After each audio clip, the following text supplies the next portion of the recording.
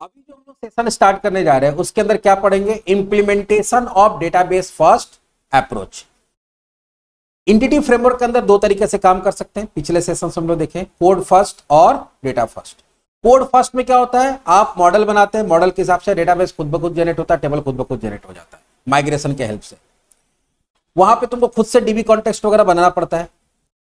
लेकिन अगर मान लो कि कोई ऐसा प्रोग्रामर है जिसको डीबीएमएस अच्छे से आता है, आरडीबीएमएस अच्छे से आता है, डेटाबेस प्रोग्रामिंग आता है, तो वो लोग क्या करता है कि वो लोग पहले डेटाबेस डिजाइन करता है और डेटाबेस के हिसाब से उसके अकॉर्डिंग मॉडल और डीबी कॉन्टेक्स्ट जनरेट करता है। वहां पे क्या था, मॉडल डीबी कॉन्टेक्स्ट बना के डेटाबेस जनरेट किए थे, यहां उल्टा होगा। यहां पे क्या होगा, डेटाबेस बना के टेबल बना के उसके अकॉर्डिंग डीबी कॉन्टेक्स्ट और हम लोग क्या जनरेट करेंगे, मॉडल जनरेट कर देंगे। एक बार जब जनरेट हो जाएगा तो फिर कुछ और कॉन्फ़िगरेशन कर भी सकते हैं, नहीं भी कर सकते, वो बताएंगे। और उसके बाद हम लोग क्या करेंगे, बाकी क्रड का ऑपरेशन, एक बार जब डीबी सेट बन गया आपका, ठीक है, और आपका मॉडल बन गया, तो क्रड का ऑपरेशन सेम टू सेम वैसे ही कर सकते हैं जैसे कहां करते थे, कोड फर्स्ट में सेम कोड लिखना पड़ता है। तो चलिए शुरू करते हैं। Database first approach is the software development methodology particularly use in building application that interact with the database. इसका तभी यूज करेंगे जब कोई ऐसा एप्लीकेशन बना रहा है जिसमें डेटाबेस का काम हो रहा है। In this approach, the database schema is designed and implemented before any application code is written. इसमें होता क्या है कि आपका जो एप्लीकेशन का कोड है, चाहे वो ASP.NET है या कोई भी है, MVC है, कोर है, या फिर अगर कोई विंडो एप्लीकेशन बना रहे हैं, तो उसमें क्या होता है कि जब तुम्हारा वो कोड लिखने से पहले, ASP.NET C# का कोड लिखने से पहले आप पहले किसका कोड लिखते हैं, डेटाबेस का, वहां डिजाइन कर लेते हैं। और उसके बाद एंटिटी फ्रेमवर्क के थ्रू क्या करते हैं हम लोग, एंटिटी फ्रेमवर्क कोर के थ्रू उसका जनरेशन करते हैं। तो in entity framework core the database first approach involved starting with an existing database to generate the corresponding code for your data model and content। जैसे कि एक सिचुएशन देते हैं, जब तुम पहला बार किसी कंपनी के लिए क्या कर रहे हो, पहला बार किसी कंपनी के लिए वेबसाइट बना रहे हो, तो वहां तुम कोड फर्स्ट यूज कर सकते हो, कोई दिक्कत नहीं। लेकिन मान लो कोई कंपनी पहले से चल रहा, उसका पहले से डेटाबेस है, पहले से बहुत सारा डेटा इंसर्टेड है उसमें, और वो बोला कि नहीं, पहले मान लो पीएचपी में वेबसाइट बना हुआ है या पुराना एसपी में बना हुआ, बोला कि नहीं हमको एमबीसी में बनाना है, तुमको दे दिया ऑर्डर। अब तुम क्या करोगे, अगर कोड फर्स्ट में जाओगे तो कोड फर्स्ट क्या करेगा, वो तो फिर से नया डेटाबेस जनरेट कर देगा, तो पुराना डेटा उसमें यूज हो पाएगा, नहीं हो पाएगा। तो अगर आपके पास डेटाबेस पहले से है और आप उसके बेसिस पे क्या करना चाहते हैं, एप्लीकेशन बनाना चाहते हैं, तो वहां कोड फर्स्ट यूज कर ही नहीं सकते हो। और फ्रेश एप्लीकेशन बना रहे हो तो वहां दोनों में से कोई भी यूज कर सकते हो। तो यही चीज लिखा होगा, अगर एग्जिस्टिंग डेटाबेस है उसके अकॉर्डिंग तुमको मॉडल वगैरह जनरेट करना, कॉन्टेक्स्ट वगैरह जनरेट करना, तो हम लोग किसका यूज करते हैं, डेटाबेस फर्स्ट अप्रोच का। इसके लिए सबसे पहला काम क्या होगा, आपको डेटाबेस को डिजाइन करना पड़ेगा। तो अगर आपको एसक्यूएल का कोडिंग आता है तो आप डेटाबेस क्या कर सकते हैं, डिजाइन कर सकते हैं। चलो करते हैं। तो यहाँ पे देखो हम बनाए भी हुए हैं, इसमें डाल दिए कोड कि एक डेटाबेस बना रहे, किस नाम से, डीबी फर्स्ट। नाम कुछ भी हो सकता है, वही नाम बनाते हैं जो थोड़ा सा नॉर्मल हो। तो क्रिएट डेटाबेस डीबी फर्स्ट, हम लोग क्या करते हैं, इसको सेलेक्ट करेंगे, रन करा लेंगे। उसको किसी भी डेटाबेस पे काम करने के लिए उसको क्या करना पड़ता है, यूज डीबी फर्स्ट। देखो डेटाबेस यहां ओपन हो गया। अब इसके अंदर टेबल बनाना है। टेबल क्या बना रहे हैं हम लोग, कोर्स नाम का, कोर्स और स्टूडेंट। ऐसे देखो अभी हम लोग इसमें क्या करेंगे, मल्टीपल मॉडल बनेगा। क्या बनेगा, अभी वहां पिछला जो प्रोजेक्ट हम लोग बनाया उसमें एक ही मॉडल बनाया तो एक टेबल बना, अगर एक से ज्यादा मॉडल बना रहता तो एक से ज्यादा टेबल बनता, तो उसपे फिर डीबी कॉन्टेक्स्ट एक ही बनेगा। क्या बनेगा, अगर एक से ज्यादा टेबल होगा तो डीबी कॉन्टेक्स्ट एक ही बनेगा, मॉडल बहुत सारा बनेगा, और जो डीबी सेट है वो बहुत सारा बनेगा। अगर 10 टेबल है तो 10 डीबी सेट बनेगा। तो खैर उस पर हम दिखा देंगे, उसमें भी करके एक। अभी इसके बाद ये जो मेरा डीबी फर्स्ट वाला सेशन खत्म होगा तो एक पूरा वीडियो बनाएंगे एक साथ, जिसमें शुरू से लेकर लास्ट तक क्या इंप्लीमेंट करेंगे, कोड फर्स्ट, और एक बनाएंगे जिसमें शुरू से लेकर लास्ट तक क्या करेंगे हम लोग, डीबी फर्स्ट। उसमें रिवीजन भी हो जाएगा और उसमें मल्टीपल टेबल यूज करके दिखा देंगे। पहला काम क्या है, हम लोग बनाते हैं कोर्स नाम का टेबल। तो क्रिएट टेबल कोर्स। कोर्स में हम लोग क्या क्या चाहते हैं, तो कोर्स में हम लोग चाहते हैं कोर्स का आईडी जो आईडी टाइप का होगा, नेम, ड्यूरेशन और फी।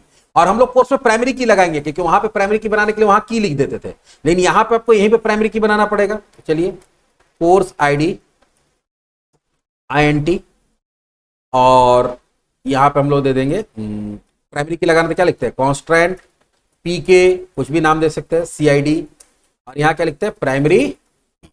दूसरा कोर्स का नेम, कोर्स नेम varchar 100।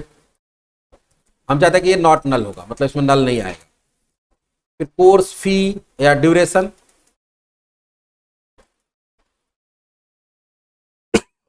और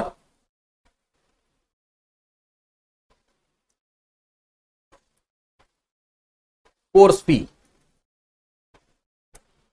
जो सपोज हम लोग ले लेते हैं फ्लोट टाइप का या आईएनटी टाइप का, किसी भी टाइप का ले सकते हैं। यहां पर हम लोग फ्लोट लिए हुए, तो चलो फ्लोट ले लिए। पहला टेबल हमारा बन गया। देखो कैसे बनेगा, इसको सेलेक्ट करना होगा और एग्जीक्यूट। दूसरा टेबल बनाएंगे student, create table student. Student में क्या होगा, student ID, student name, gender, date of birth और एक कोर्स आईडी होगा कि वो किस कोर्स में एडमिशन ले रहा है। ठीक है, कोर्स आईडी होगा और उसमें फिर क्या करेंगे, उसको फॉरेन की बना देंगे, किससे, रिलेशनशिप। याद होगा कि कोर्स आईडी में वही आईडी आना चाहिए जो यहाँ पे आईडी है, तो उसके हिसाब से काम कर रहे। तो चलिए अगला बनाते हैं। पहले होगा स्टूडेंट आईडी आईएनटी और यहां देते हैं कॉन्स्टेंट पीके एसआईडी प्राइमरी की, इसमें तो आईडी प्राइमरी की होगा। उसके बाद स्टूडेंट नेम varchar 100, उसके बाद STU जेंडर varchar 50 और कौन सा कॉलम है, date of birth STU DOB date और कोर्स आईडी, ये हो जाएगा INT, लेकिन यहां हो जाएगा कॉन्स्टेंट FKCID FOREIGN फॉरेन की, और यहां लिखना पड़ता है रेफरेंस, किसके साथ लिंक होगा, ये होगा कोर्स का कोर्स आईडी के साथ लिंक होगा। ये हमारा फॉरेन की भी बन गया। अब इसको रन करा लेंगे तभी डेटाबेस बनेगा, टेबल बनेगा। रन करा लिए, एक बार हम लोग इसको रन करा के यहाँ पे डेटा निकाल के देख लेते हैं। सेलेक्ट एस्ट्रिक फ्रॉम, पहला क्या देख लिए, कोर्स, कोर्स में कोई डेटा है कि नहीं है, नहीं है, ठीक है, लेकिन टेबल बन गया है। सेलेक्ट एस्ट्रिक फ्रॉम स्टूडेंट, ये भी बन गया हमारा, ठीक है। इतना काम होने के बाद अब आगे बढ़ते हैं। एक बार जब हमारा काम हो गया, अब हम लोग क्या करेंगे, प्रोजेक्ट बनाएंगे। प्रोजेक्ट के अंदर ये जो 3 पैकेज होता है उसको इंस्टॉल करेंगे। चलिए विजुअल स्टूडियो के अंदर पहले प्रोजेक्ट बना लेते हैं। तो नया प्रोजेक्ट बनाते हैं, create a new project. MVC template ले लेंगे ताकि एडिशनल कोडिंग ना करना पड़े। MVC ले लिए। नेक्स्ट नाम दे देते हैं यहां पे DB फर्स्ट 1, प्रोजेक्ट का नाम होगा DB फर्स्ट 1 और क्रिएट।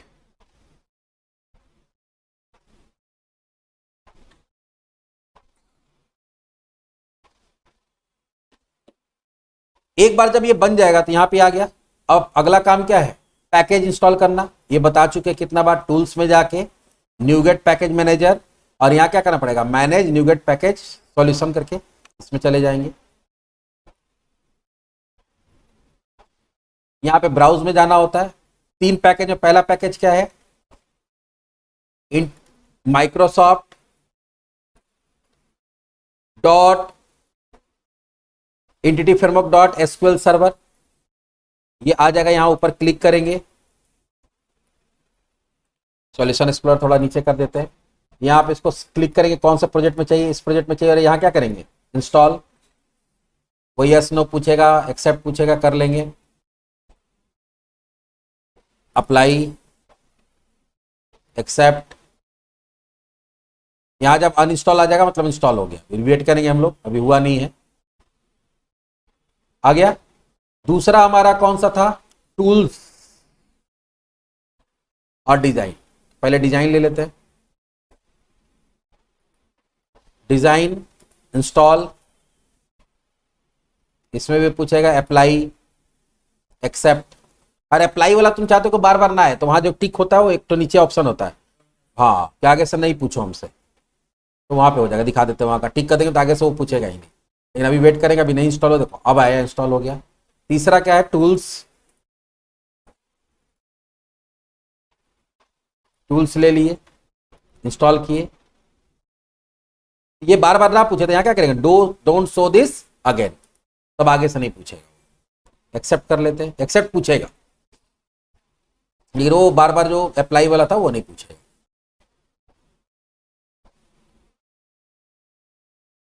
यहां तक हमारा काम हो गया। तो फर्स्ट स्टेप हमारा क्या था, डेटाबेस बनाना, बना लिए। सेकंड स्टेप क्या था, तीनों पैकेज को इंस्टॉल करना, तीनों पैकेज को इंस्टॉल कर लिए। अब अगला काम जो है रिवर्स इंजीनियरिंग करेंगे, उल्टा काम। पिछले बार क्या किए थे, कोड से डेटाबेस जनरेट किए थे, इस बार क्या करेंगे, डेटाबेस से कोड जनरेट करेंगे। ये कैसे करेंगे, ध्यान से देखो। Reverse engineer the database, use the EF4 command line. यहां पे वही कमांड लाइन में जाएंगे जैसे वो माइग्रेशन के लिए जाते थे। Tools to scaffold the existing database, तो जो एग्जिस्टिंग डेटाबेस है उसको स्कैफोल्ड करेगा। और वो स्कैफोल्डिंग में क्या करेगा, स्कैफोल्डिंग मतलब ऑटोमेटिक कोड जनरेट करना। तो क्या करेगा, डेटाबेस को देख के मॉडल और तुम्हारा डीबी कॉन्टेक्स्ट का कोड जनरेट कर देगा। इसको कैसे करते हैं, इसके लिए देखो कमांड क्या होता है, पहले लिखना पड़ता है dB context space scaffold, actually उल्टा लिख दे यहां पे, स्कैफोल्ड आप स्पेस डीबी कॉन्टेक्स्ट होता है, यहां लिखना पड़ता है स्कैफोल्ड डैश डीबी कॉन्टेक्स्ट।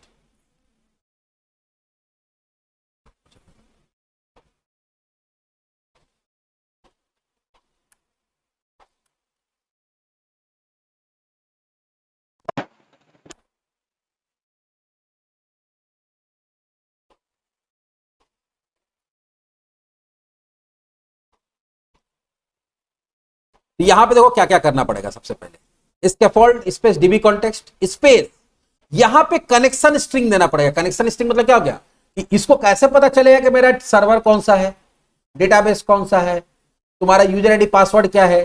तो उसके लिए यहां पे तुमको अपना पूरा connection string as a parameter command में देना पड़ेगा। और लास्ट में आपको बताना पड़ता है आउटपुट DIR कि उसके लिए जो मॉडल बनाएगा ये तो कौन सा फोल्डर बनाएगा, तो किसमें बनाएगा, मॉडल्स नाम का जो फोल्डर होता है वहां पे। तो पहला क्या है, ये कमांड हो गया, ये हो गया कनेक्शन स्ट्रिंग, जहां पे जाके वो डेटाबेस का इंफॉर्मेशन निकालेगा, ठीक है यहां तक। और लास्ट में क्या देना पड़ता है, Microsoft dot entity framework dot sorry dot core नहीं है, कोड डॉट एसक्यूएल सर्वर। ये हम लोग क्या दिए हैं, ये हम लोग दिए हैं प्रोवाइडर का नाम। ये भी बता रहे कि हमारा कौन सा प्रोवाइडर का उपयोग करेंगे, बताते हैं ना अलग अलग डेटाबेस के साथ कनेक्ट करने के लिए अलग अलग प्रोवाइडर। तो क्योंकि एसक्यूएल सर्वर के साथ हम लोग कनेक्ट कर रहे हैं, तो एसक्यूएल सर्वर के साथ कनेक्ट करने के लिए प्रोवाइडर का नाम क्या होता है, Microsoft dot entity framework core dot SQL server. और उसके बाद हम लोग देंगे डैश आउटपुट DIR मॉडल। तो सबका काम है, पहले देखते हैं। पहला हमको यहां क्या करना पड़ेगा, पहला काम ये होगा कि आप पहले पैकेज मैनेजर कंसोल खोल लीजिए। वो कहां मिलता है, बताए थे न्यूगेट पैकेज मैनेजर के अंदर, यहां पे खुल जाएगा। थोड़ा सा इसको जूम करते ताकि आप लोग को सब कुछ समझ में आ जाए। पहला काम क्या होगा, कमांड लिखना। कमांड हमारा क्या है, scaffold dash dB context, scaffold dash dB context. मतलब ये हम बोले कि स्कैफोल्ड करिए क्या, डीबी कॉन्टेक्स्ट। स्कैफोल्ड में तो क्या होगा, कोड जनरेट करिए किसके लिए, डीबी कॉन्टेक्स्ट के लिए। अब आपको बताना पड़ेगा क्या, कि सर्वर, पहला हम लोग याद होगा कनेक्शन स्ट्रीम क्या बताते हैं, सर्वर बताते हैं। तो मेरा सर्वर का नाम यहाँ पे क्या है, मेरा सर्वर का नाम कैसे पता चलेगा, यहां से हम लोग वापस चले जाएंगे। अगर तुमको नहीं है तो हम बताए भी थे कि जब भी डेटाबेस का सर्वर का नाम पता करना है, यहाँ जो भी लिखा हुआ है इसको क्या करिए, कॉपी कर लीजिए और यहां लाके क्या कर दीजिए, पेस्ट, सेमी कॉलोन। दूसरा क्या देना पड़ता है, डेटाबेस। डेटाबेस हमारा क्या है, डीबी फर्स्ट। दूसरा क्या देना पड़ता है, यूजर आईडी। तो अगर आपका यूजर आईडी पासवर्ड है तो यूजर आईडी देंगे और पासवर्ड दे देंगे। और यूजर आईडी पासवर्ड नहीं है तो यहां क्या देंगे, trusted connection equals to true. ये दोनों की जगह trusted connection equals to true दे देंगे। मेरे पास है तो हम लोग वो देते हैं, ठीक है। और एक और चीज हम लोग यहां पे करेंगे, बताए थे trusted certificate equals to trusted server certificate equals to true. ये नहीं दोगे तो प्रॉब्लम करता है, कभी कभी सर्टिफिकेट का एरर आता है। तो अगर सर्टिफिकेट का एरर नहीं आ रहा, अगर बिना रन डाले रन करा तो सर्टिफिकेट का एरर नहीं आ रहा, तो ठीक है। सर्टिफिकेट का एरर आ रहा तो इसको ऐड करना पड़ता है, ट्रस्ट सर्टिफिकेट होता है, sorry trust server certificate, trust server certificate equals to true. उसके बाद हम लोग इसको बंद कर देंगे। ये हमारा क्या हो गया, ये हमारा ये कमांड का पहला पैरामीटर क्या हो गया, पहला पैरामीटर होता है तुम्हारा कनेक्शन स्ट्रिंग। दूसरा पैरामीटर होता है प्रोवाइडर। क्या होता है, प्रोवाइडर। तो प्रोवाइडर मेरा कौन है, Microsoft dot entity framework core dot SQL server, यही है ना, देख लेते spelling, capital small Microsoft dot entity framework dot core dot SQL server, entity framework core dot SQL server. उसके बाद स्पेस देके बताना पड़ता है आउटपुट DIR मतलब फोल्डर, कि कौन से फोल्डर में मॉडल बनेगा। तो मॉडल के लिए याद होगा हम लोग पास यहाँ पे देखोगे ना, मॉडल्स होता है ना, ये मॉडल्स है ना, ये बनना चाहिए। तो मॉडल कौन सा फोल्डर में बनेगा, मॉडल्स। और जैसे ही एंटर करेंगे हम लोग, ये प्रोसेस शुरू करेगा और एरर आ गया आउट। एक मिनट, यहां पे कुछ आउटपुट होगा, हम लोग आउट लिख दिए, कोई दिक्कत नहीं है। यहां जाके क्या कर देते हैं, चेंज कर देते हैं, आउटपुट DIR होगा। क्या होगा, output DIR models. Build start हुआ और इसमें देखा कितना मजा आएगा। वहां जो इतना कोड लिखे थे मॉडल का और इसका, कुछ नहीं लिखना है, उतना DB कॉन्टेक्स्ट का सब कुछ ऑटोमेटिक हो गया, कोई माइग्रेशन नहीं करना। तो ये इजी पड़ता है, जिसको डेटाबेस का कोडिंग आता है, ये क्या होता है, इजी पड़ता है। वहां पे सोचो कितना क्लास बनाए, ये बनाए। हाँ, यहाँ पे मॉडल में तुमको करना पड़ेगा, क्या क्या करना पड़ेगा, डिस्प्ले नेम चेंज करना है, वैलिडेशन लगाना है, वो सब करना पड़ेगा। देखो ये आ गया, इसमें एक चीज लिखा है, उसको ध्यान देना होगा। एक वार्निंग आया है, to protect potentially sensitive information in your connection string you should move it out from the source code।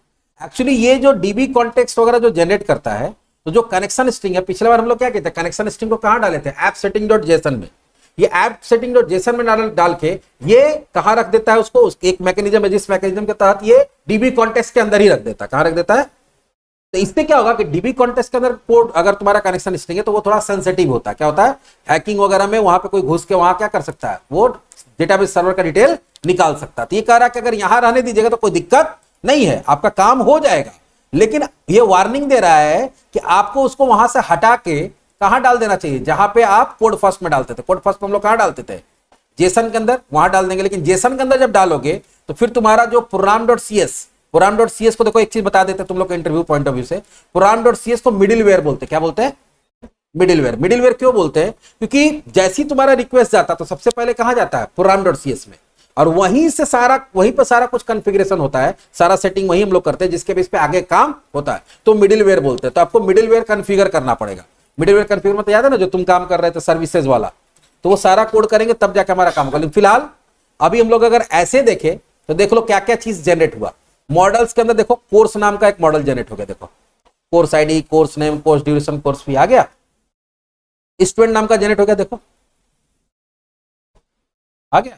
और DB फर्स्ट कॉन्टेक्स्ट देखो जनरेट हो गया, पूरा कॉन्टेक्स्ट का कोड जो हम लोग लिखे थे, क्योंकि ये खुद जनरेट किया तो बहुत एडिशनल कोड भी होगा, लेकिन देखो ये अपने आप जनरेट हो गया। और इसमें देखो 2 DB सेट बना है, कौन कौन, कोर्स और स्टूडेंट, 2, क्योंकि हमारा टेबल कितना था, 2। अगर वहां 10 टेबल होता तो यहां 10 बन जाता। और यहीं पे देखो ये कनेक्शन स्ट्रिंग है, यहीं पे क्या है, ये कनेक्शन स्ट्रिंग है। प्लस यहां देखो प्राइमरी की, फॉरेन की वगैरह जो लगाए हैं सब यहीं पे देखो बना हुआ। एंटिटी जैसे कोर्स है, तो कोर्स में क्या है तुम्हारा, हैज की, प्राइमरी की है, किस पे लगा हुआ, कोर्स आईडी पे। उसी तरह से देखो यहाँ पे इसका कॉलम वगैरह बना हुआ है, यहाँ पे देखो प्राइमरी की लगा हुआ है, प्लस नीचे देखो फॉरेन की भी लगा हुआ है। देखो तो सारा कोड यहाँ पे देखो खुद ब खुद जनरेट हो गया। तो जो भी चीज वहां पे था उसके अकॉर्डिंग यहाँ कोड जनरेट हो गया। इतना डिटेल में हम लोग को नहीं जाना क्या कोड जनरेट किया, हमको काम से मतलब है।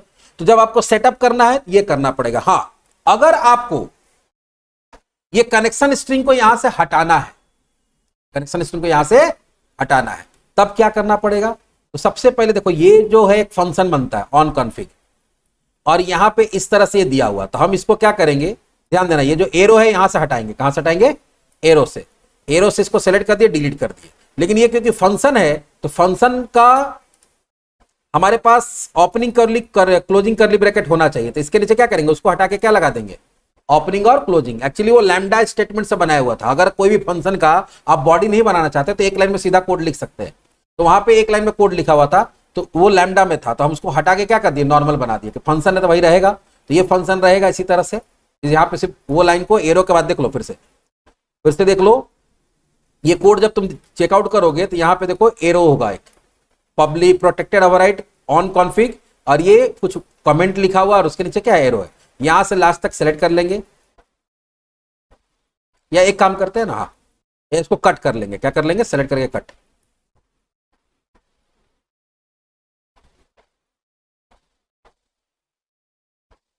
और यहां पे क्या करेंगे, सेलेक्ट करके कट करने के बाद 2 कर्ली ब्रैकेट लगा देंगे, ओपनिंग क्लोजिंग।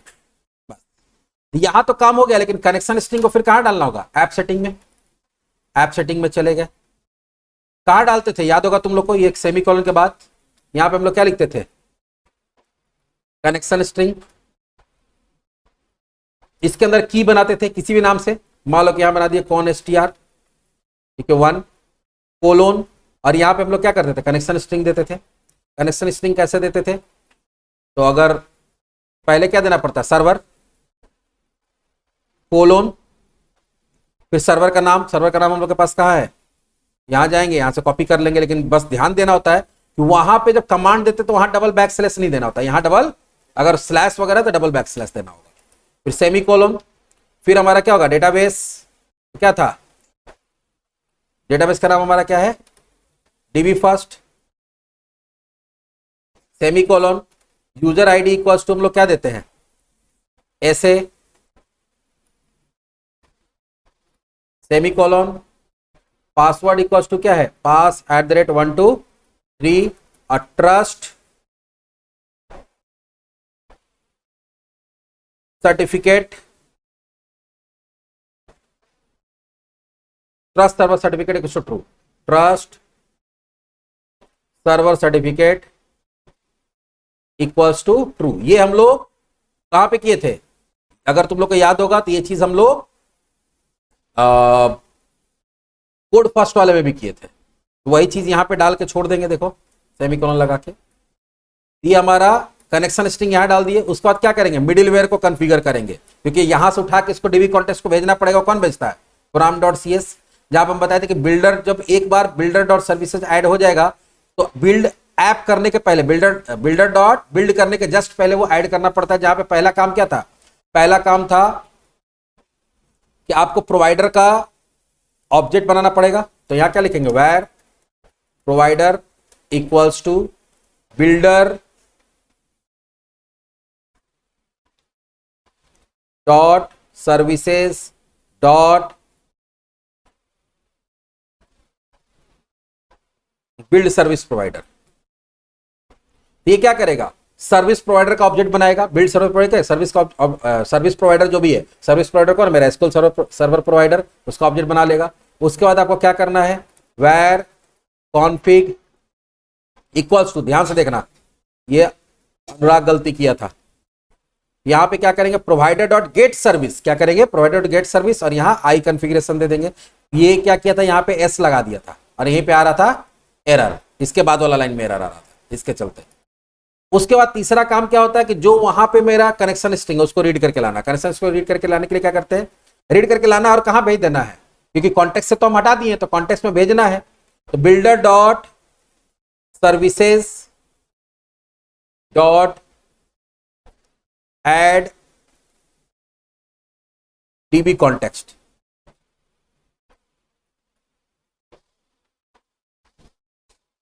इसके अंदर हम लोग क्या करना है, वहां पे नाम क्या है डीबी कॉन्टेक्स्ट का, तो ध्यान दो, ये देखना पड़ेगा, डीबी फर्स्ट कॉन्टेक्स्ट क्या है, जो यहां कॉन्टेक्स्ट का नाम है वही यहां पे देना पड़ेगा। तो डीबी फर्स्ट कॉन्टेक्स्ट, तो आपको जाके देख लेना पड़ेगा कि यहां पे इसका नाम क्या है, वो अलग अलग हो सकता है। जैसे यहां स्टूडेंट डीबी कॉन्टेक्स्ट है, यहां पे क्या है, डीबी फर्स्ट। तो ये कैसे दिए, वो आपको जाके मॉडल के अंदर डेटाबेस कॉन्टेक्स्ट का नाम देखना पड़ेगा। देखो यहां पे क्या नाम क्या है, डीबी फर्स्ट कॉन्टेक्स्ट है ना, यही नाम हम लोग वहां पे दे दिए।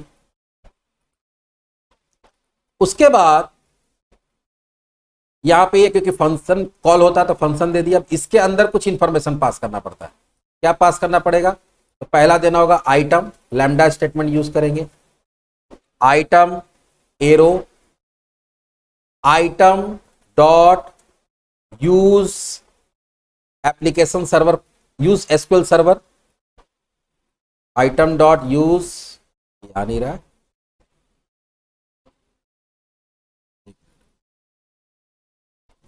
Dot use, use SQL server आ गया। यूज एसक्यूएल सर्वर कि हम लोग एसक्यूएल सर्वर का यूज कर रहे हैं, और उसमें कॉन्फ़िगरेशन, तो config dot get connection string, get connection string, और वहां कनेक्शन स्ट्रिंग का नाम हम लोग क्या दिए, कॉन str1, यहां डबल कोट्स में क्या देंगे, कॉन str1। अब ब्रैकेट्स को बंद करेंगे, 3 ब्रैकेट स्टार्ट हुआ है, तीनों ब्रैकेट बंद हो गए। अब समझो इसमें क्या है, ये जो काम करता है कॉन्फिग, ये क्या करता है, ये तुम्हारा इसके अंदर वो सारा इंफॉर्मेशन आ जाता है जो कहां पे है, ऐप सेटिंग डॉट जेसन में। तो उसमें दोनों आ गया होगा, लॉगिंग भी आ गया होगा और कनेक्शन स्ट्रिंग भी आ गया होगा। ठीक है, हम लोग क्या कर रहे हैं इसके अंदर कि हम लोग बोल रहे हैं कि डीबी जो एक सर्विस स्टार्ट करे, सर्विस का काम क्या होता है, जो एडिशनल चीज जो आपको मदद करता है, वो मदद क्या कर रहा है कि डीबी कॉन्टेक्स्ट में क्या कर रहा है, ऐड कर रहा है। क्या ऐड कर रहा है, तो एसक्यूएल सर्वर का कुछ कॉन्फ़िगरेशन, क्या कॉन्फ़िगरेशन ऐड कर रहा है, तो जो कॉन्फ़िग मतलब क्या हो गया, जो ऐप सेटिंग डॉट जेसन में है उसमें से एक इंफॉर्मेशन निकाल रहा है, क्या गेट कनेक्शन स्ट्रिंग, और यहां क्या पास किया हुआ है, कॉन एसटीआर। तो देखो ये क्या करेगा, ये जो है config dot get connection string, config जाएगा इसके अंदर, कॉन्फ़िग इसके अंदर जाएगा और कनेक्शन स्ट्रिंग को सर्च करेगा, यहां पे जाएगा और उसमें से किसको निकालेगा, कॉन एसटीआर का वैल्यू। ये क्या निकल जाएगा, ये कनेक्शन स्ट्रिंग निकल जाएगा, और ये कनेक्शन स्ट्रिंग कहां पास हो जाएगा, वो पास हो जाएगा तुम्हारा डीबी कॉन्टेक्स्ट को। किसको, डीबी कॉन्टेक्स्ट। तो डीबी कॉन्टेक्स्ट को ये इंफॉर्मेशन चाहिए कनेक्शन एस्टैब्लिश करने के लिए, जो कि पहले उसमें लिखा हुआ था, वहां से हम लोग क्या किए, हटा दिए। तो हटा दिए तो फिर से वापस इसके थ्रू क्या कर रहे हैं, वहां पे भेज रहे हैं। एक बार जब ये काम कर लीजिएगा, एक बार इसको कंपाइल करके रन करा, तभी आउटपुट कुछ भी नहीं आएगा, लेकिन हमारा क्या हो गया, हमारा डीबी फर्स्ट में जो जो कॉन्फ़िगर करना पड़ता है, जो एक बार करना पड़ता है, वो काम हो गया। अब तुमको सिर्फ क्या करना है, क्रड करना है। अब यहां पे दो अगर मॉडल है तो आपको कोर्स का अलग क्रड करना पड़ेगा और स्टूडेंट का अलग क्रड बनाना पड़ेगा। तो हम लोग क्या कर सकते हैं कि इस बार हम लोग क्या करेंगे, पिछली बार क्या किए थे कि जो तुम्हारा होम कंट्रोलर था उसी के अंदर लिख दिए थे, लेकिन अगर मान लीजिए कि आपका अलग अलग मॉडल है तो हर मॉडल के लिए क्या करेंगे, अलग अलग कंट्रोलर बना देंगे। कोर्स के लिए अलग कंट्रोलर बनाएंगे, नेक्स्ट वीडियो में हम लोग देखेंगे। स्टूडेंट के लिए अलग कंट्रोलर बनाएंगे और इंडेक्स में दोनों का लिंक दे देंगे, तीनों का लिंक। अब मान लो कि यहां पे रहेगा कोर्स, तो कोर्स पे क्लिक करेंगे तो उसका इंडेक्स खुलेगा, सारा कोर्स का डिटेल दिखा देगा। अगर हम स्टूडेंट पे क्लिक करेंगे तो उसका सारा डिटेल देगा। बाकी एडिट वेडिट का ऑप्शन कहां रहेगा, उसका इंडेक्स में रहेगा, तो दिखाएंगे अगले क्लास, अगले तुम्हारा वीडियो के अंदर। ये जो बेसिक काम था वो हम लोग कर लिए। तो बेसिक काम हमारा क्या क्या है, बेसिक काम जो हर बार करना पड़ेगा, पहला डेटाबेस बनाना है, ठीक है।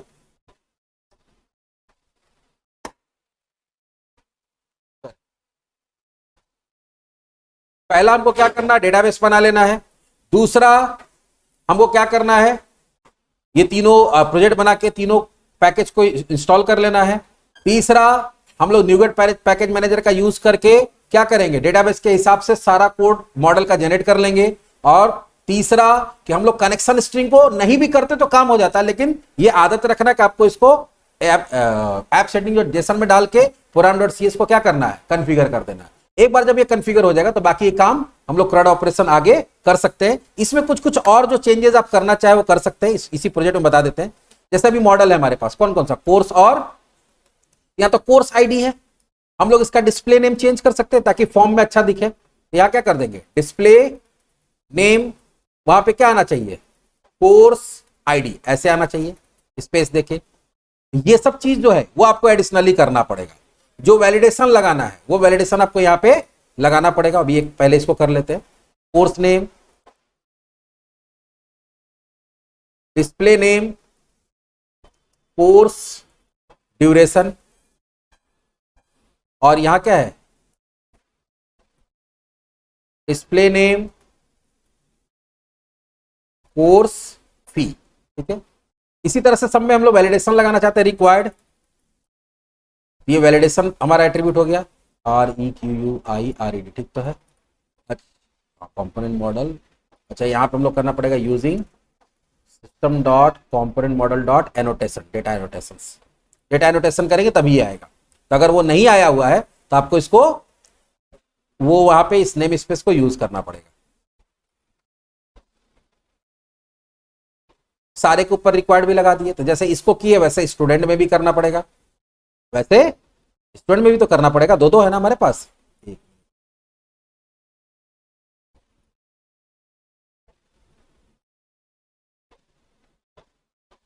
यहां कर दिए, फिर हम लोग स्टूडेंट भी खोल लेते हैं। स्टूडेंट के अंदर भी पहले क्या करते हैं, पहले रिक्वायर्ड ही लगा देते हैं। यहां पे भी आ गया, अच्छा यहां अपने आप आ गया पेस्ट किए तो। फिर यहां पे भी हम लोग डिस्प्ले नेम चेंज करना चाहते हैं,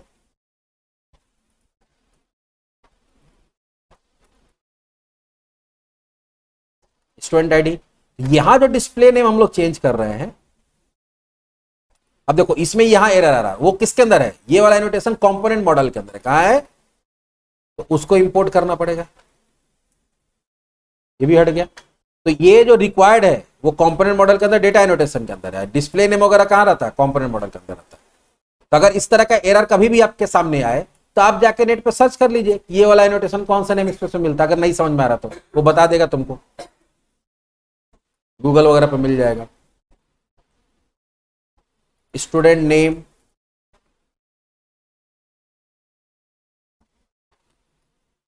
स्टूडेंट जेंडर,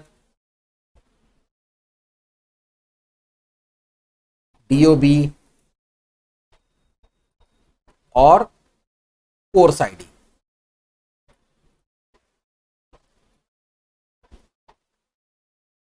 इस तरह से हम लोग, अच्छा हाँ, कोर्स आईडी के बाद देखो उसको जैसे ही हम लोग क्या किए, ध्यान से देखो, हम लोग वहां पे जैसे ही हम लोग उसको फॉरेन की बनाए थे, यहां देखो अपने आप एक और चीज बन गया है। क्या बन गया है? कोर्स। इसके बारे में बताएंगे क्या हो रहा है, ठीक है। अभी फिलहाल इसमें हम लोग अभी नहीं जा रहे हैं, लेकिन ये भी देखो बन गया। अगर वहां फॉरेन की लगा हुआ है तो हम कोर्स का डिटेल भी यहां से निकाल सकते हैं, वो बताएंगे आगे कैसे होगा।